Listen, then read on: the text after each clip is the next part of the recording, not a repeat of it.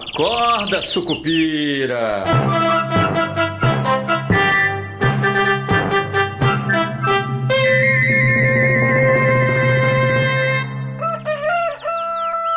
Bom dia, pessoal, sejam todos muito bem-vindos, sejam todas muito bem-vindas. Esse é o nosso Acorda Sucupira de sexta-feira, dia 15 de agosto de 2025. Sextou! E olha só, hoje chegou o dia que muita gente esperava na Bolsa de Valores, né? Finalmente a gente viu o resultado do Banco do Brasil, que reportou queda no lucro de 60%, na comparação com o segundo tri do ano passado, né? Para 3,784 bilhões de reais. O que esperar então para o dia de hoje com as ações do Banco do Brasil? Obviamente, o que a gente espera é de uma queda muito grande, de uma queda significativa, digamos assim, no preço das ações, em função de um resultado que foi bastante ruim e que indica que está longe do fim ainda essa pressão toda aí que o Banco do Brasil, que as ações do Banco do Brasil têm sofrido, né?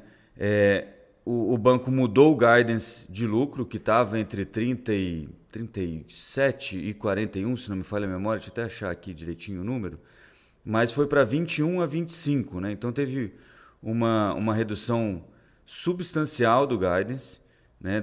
O guidance é essa expectativa, é isso, 37 a 41 bilhões de lucro que era o estimado para 2025, caiu para 21 a 25 bilhões. Né? Então você teve aí uma redução na expectativa de lucro de mais ou menos 16 bilhões em 40, quer dizer, praticamente aí um pouco mais de 30% de corte na expectativa de lucro, e muita gente já, alguns analistas com quem eu falei ontem à noite mesmo, já me falavam que entendiam que o banco está sendo ainda otimista e que dado o relatório, dado o balanço, né, o pessoal ainda pediu um pouco mais de tempo para dar uma olhada mais pormenorizada, né? Dado o balanço, a gente vai ver esse número ficar abaixo disso, o que significa que aquela pseudo-oportunidade de comprar Banco do Brasil, porque já caiu bastante no ano, né?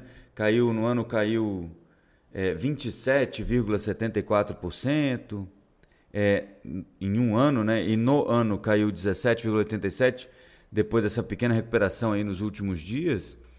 Essa oportunidade que o pessoal estava vendo de comprar Banco do Brasil ficou ainda mais barato, né? Já estava barato e ficou ainda mais barato.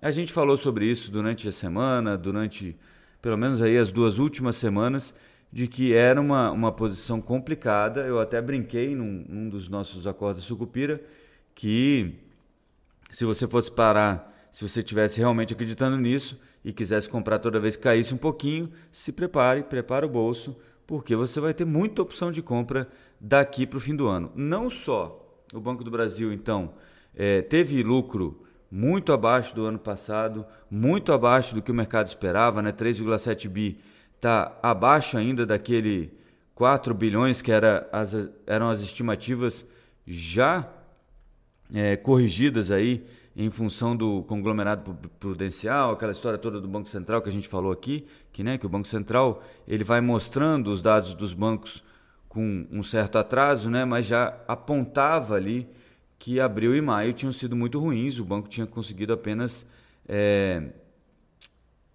2,1 bi, né? Então quer dizer, conseguiu 1,6 bi nesse último mês, né? Mas assim, o mais importante é que o pessoal já tinha revisado as expectativas, já estavam mais baixas e mesmo assim veio mais baixo do que as expectativas mais baixas, né? Então veio pior do que o esperado. A queda de 60% na comparação anual do lucro é forte, como é que se diz? É significativa e deve, obviamente, bater nos preços das ações, que hoje está em 19,85. Então, se a gente lembrar no primeiro resultado, lá no resultado do primeiro trimestre desse ano, a ação caiu 12 no dia seguinte, e hoje não é impossível que enfrente uma queda parecida, tá? Em magnitude, dado que não só o guidance de lucro caiu, mas a previsão de payout, né, de dividendos, também caiu de 40% a 50%, na faixa que estava de 40% para 30%. Se você fizer uma continha aí mais de padeiro, você vai ver que só de dividendos aí, o pagamento de dividendos caiu pela metade, né? E isso está incorporado, vai ficar incorporado nos preços do Banco do Brasil. Eu prometo para vocês que durante a semana eu trago alguém para falar mais pormenorizadamente sobre o Banco do Brasil, sobre detalhes, porque tem muita coisa aqui que a gente está olhando, mas tem muita coisa importante para acontecer. Se o banco começar a andar muito mal das pernas, o Tesouro Nacional pode ser que tenha que aportar um pouco de recurso no Banco do Brasil. A gente vai ver como é que isso vai se desenvolver nos próximos trimestres, mas aquela luz amarela virou vermelha no Banco do Brasil. Sem trocadilhos políticos aí nesse caso. Tá bom? Bom, além do Banco do Brasil, né, que ontem subiu 3%, quase 2,96% as ações, no que parecia ser um movimento de alguém que já sabia do resultado do banco, né? No fim, agora parece que realmente não era nenhuma informação privilegiada, simplesmente uma esperança vã de que o resultado não fosse tão ruim quanto o mercado estava esperando. O problema é que foi pior do que o mercado estava esperando. Nos Estados Unidos, o PPI, que é o índice de preços ao produtor, veio muito mais forte que o esperado. Isso acabou elevando aí, não é elevando, mas reduzindo as apostas que o pessoal... A convicção, não as apostas, né? Você continua aí com mais de 90% de probabilidade na ferramenta da Bolsa de Chicago para o corte dos dos juros do Fed em setembro, né? Você continua com mais de 90% de probabilidade, mas isso acabou recalibrando aí o tanto que os juros pode cair, né? E voltou a ficar um pouco mais para 2 cortes do que para 3 cortes, mas a gente ainda...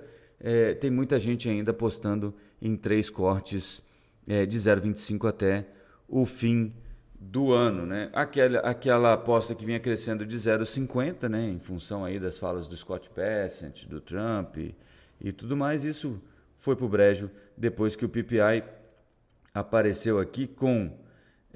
cadê? Deixa eu só achar aqui.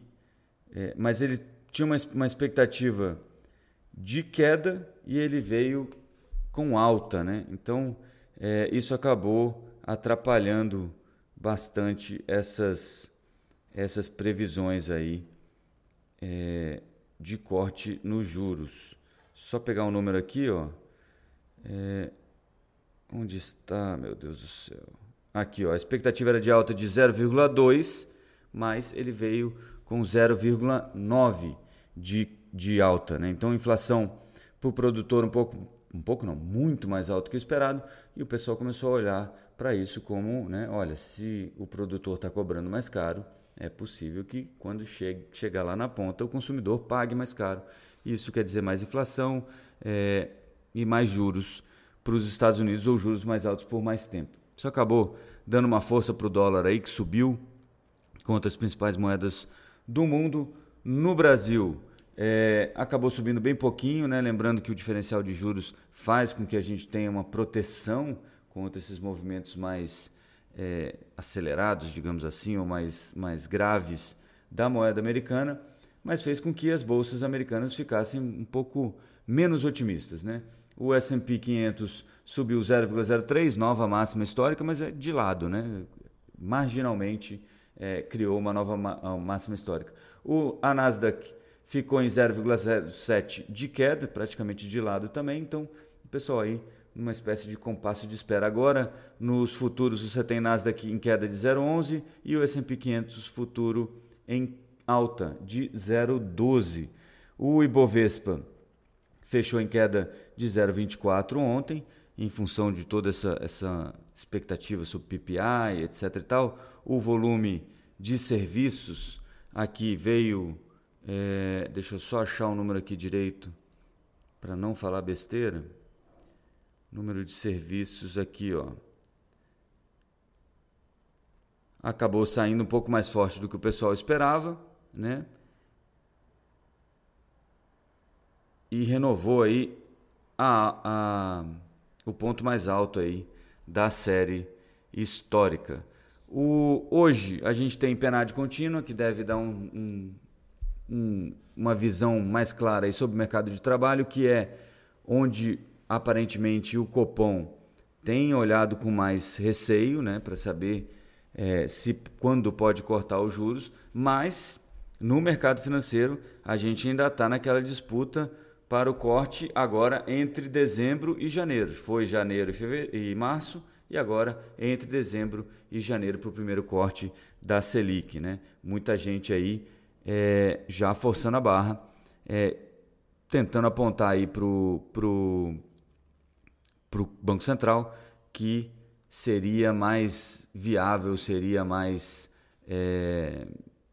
melhor que o Banco Central cortasse os juros em dezembro. De qualquer maneira, a gente vai ter que esperar um pouco mais sobre isso. Hoje deve sair alguns rumores, o Galípolo tem encontro aí com presidentes de bancos e sempre sobra algum boato depois desses encontros, né? Então a gente pode ver um pouco do que serão os recados do Galípolo sobre a taxa de juros. Lembrando que na curva futura de juros a gente está com essa ideia aí de que há uma chance próximo de 50% de um corte ainda este ano, do primeiro corte da Selic ainda este ano.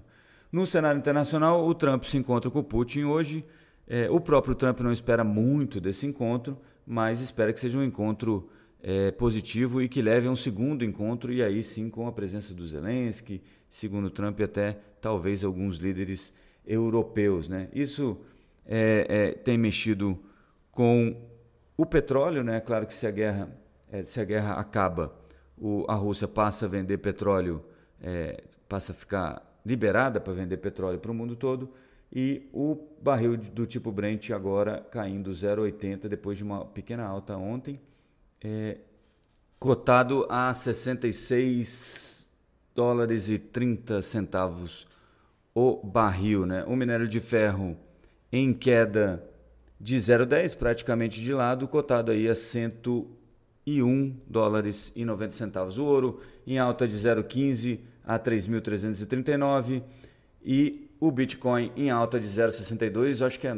nova máxima histórica também, $119.124 neste momento. Então, é mais ou menos isso por hoje, né? Vamos esperar para ver o que sai desse encontro do Putin com o Trump e também se temos aí algum avanço na história das tarifas, que por enquanto estão paradinhas, sem nenhum avanço nas negociações. Tudo que a gente tem é o Eduardo Bolsonaro falando aí de mais ameaças aos ministros do Supremo Tribunal Federal, e até chegou a falar ontem o Eduardo Bolsonaro em entrevista à Reuters que era possível que a gente tivesse também mais tarifas contra as exportações brasileiras. Vamos esperar para ver o que acontece. Até lá, gente. Bom fim de semana para todo mundo. Boa sexta-feira, bons negócios e avante Sucupira! Acorda, Sucupira!